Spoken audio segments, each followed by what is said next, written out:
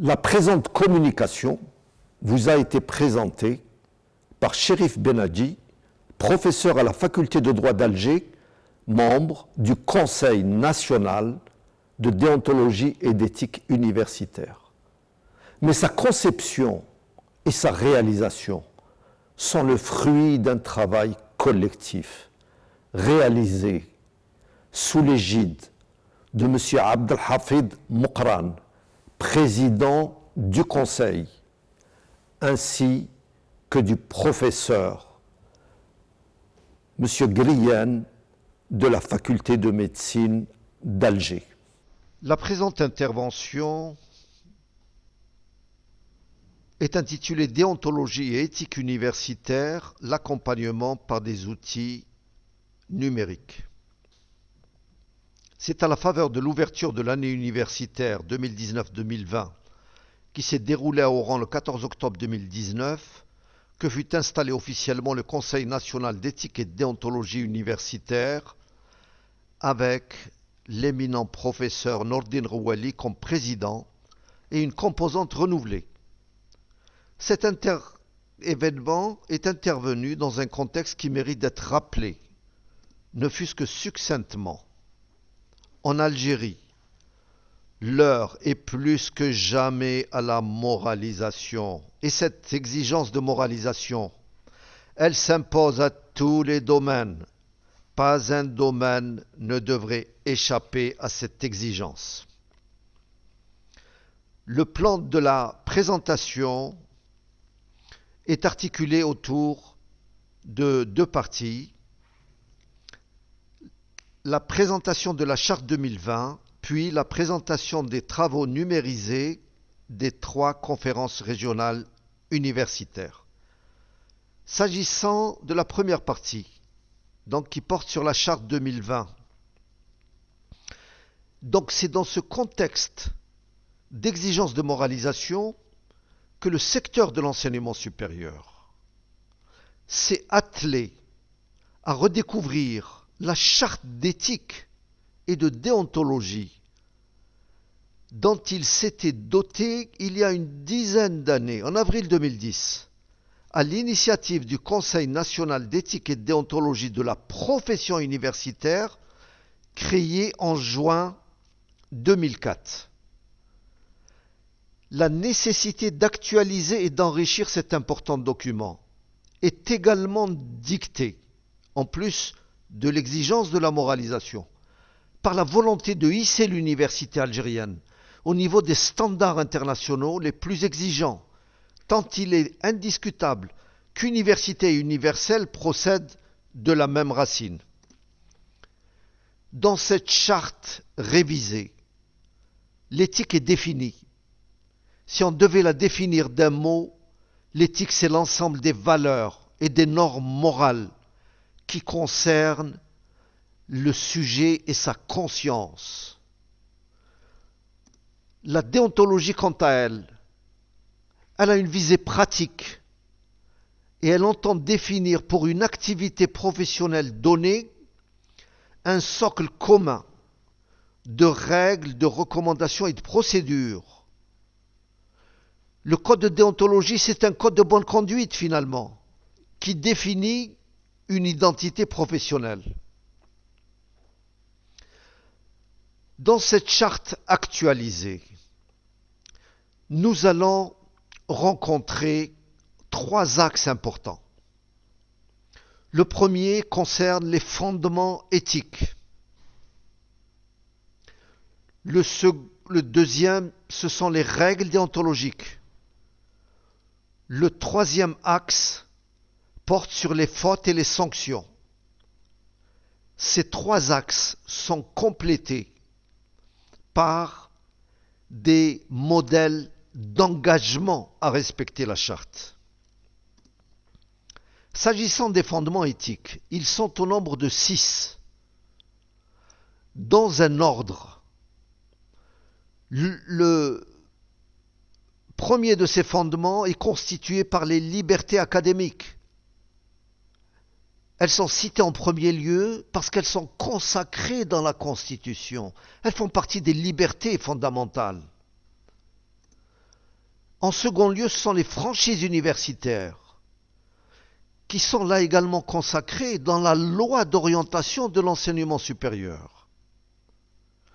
Et les franchises universitaires renvoient à l'espace de liberté de pensée, de recherche, de création et d'expression.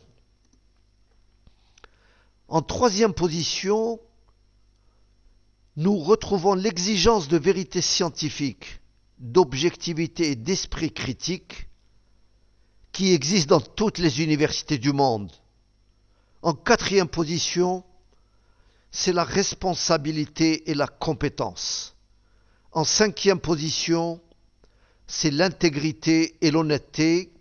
Enfin, en sixième position, l'exigence de respect mutuel qui, déjà, renvoie à la déontologie, puisqu'elle renvoie au vivre ensemble au sein de la communauté universitaire. Soulignons avec force que liberté académique et franchise universitaire constituent le socle et le cadre de la pleine liberté reconnue à la communauté de l'enseignement supérieur et de la recherche scientifique.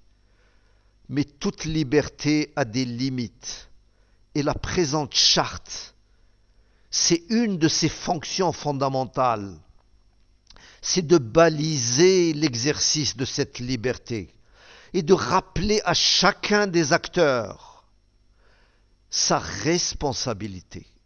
La liberté ne peut se concevoir sans responsabilité. S'agissant des règles déontologiques, elles constituent au plan formel, quand on examine formellement la charte, on se rend compte que ce sont les règles déontologiques qui occupent le plus de place.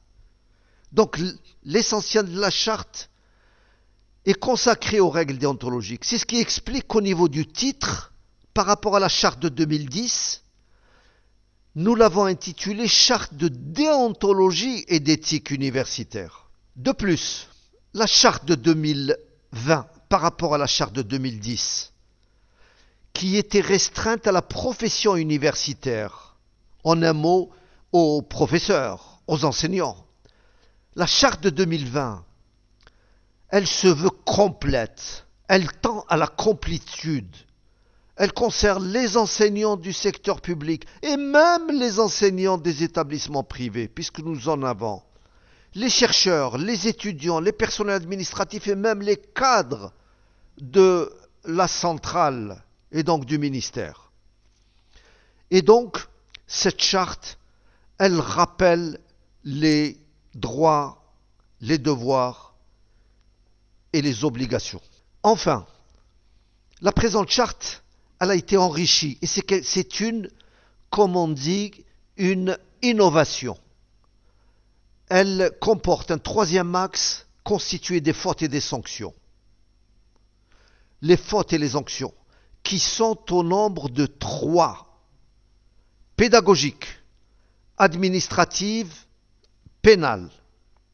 S'agissant des dispositions pénales, sans doute, on pourrait être surpris de les retrouver dans un document de cette nature.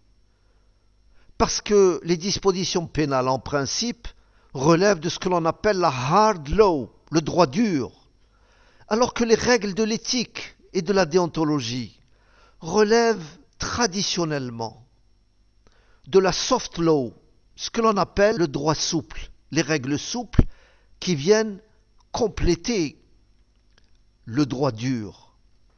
Mais eu égard à la fonction pédagogique de la charte, et je me permets d'insister, la fonction pédagogique de la charte, quand je dis pédagogique, non seulement à l'adresse des enseignants, des chercheurs, mais également à l'adresse de nos étudiants.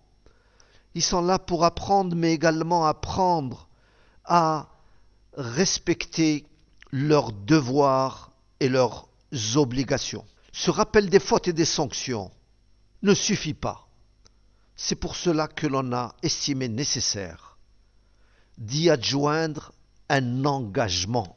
Certes, dans la charte de 2010, il était dit que les membres de la communauté universitaire devaient s'engager à respecter la charte. Mais aujourd'hui, il faut bien dire que cela ne suffit pas. Cet engagement était beaucoup plus une clause de style. Aujourd'hui, il faut que chaque membre de la communauté universitaire s'engage, soit par écrit, soit de manière électronique. Car il faut qu'il s'engage à l'exécution effective.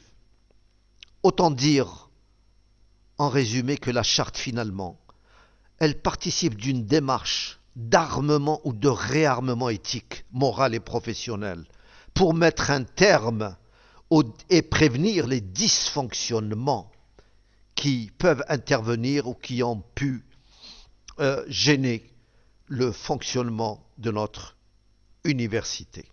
La seconde partie de notre intervention est relative aux missions confiées par le Conseil national et réalisées par les 3 conférences régionales universitaires. Premièrement, la réalisation de la commission technique issue de la commission régionale universitaire de l'Ouest. Ce qui est intéressant, c'est que un énorme travail a été réalisé en matière d'appropriation des textes réglementaires, aussi bien par les étudiants que par les enseignants, au moyen d'une méthode ludique. Dans ce cadre, a été élaborée et concrétisée une application mobile sous Android avec des applications aussi bien en format PDF, en format PPS ou en format web.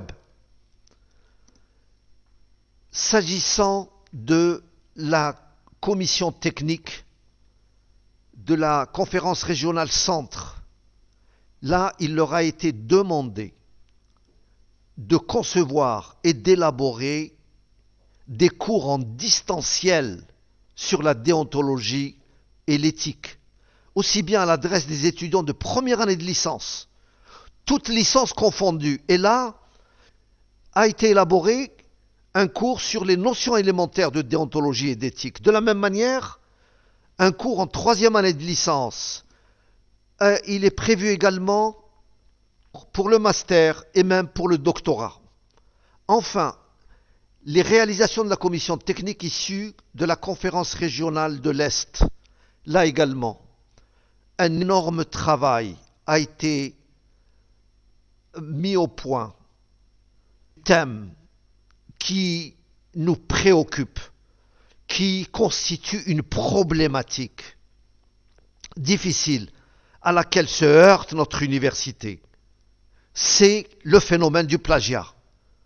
Pour le prévenir et le supprimer.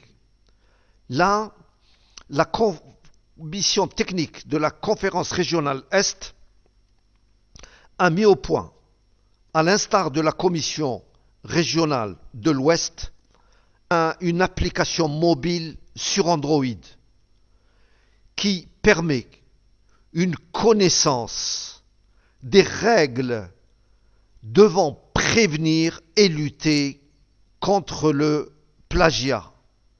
En plus de cette application, il y a même un guide qui devrait expliciter les dispositions de l'important arrêté ministériel relatif au plagiat qui a été adopté en 2016. Merci pour votre aimable attention.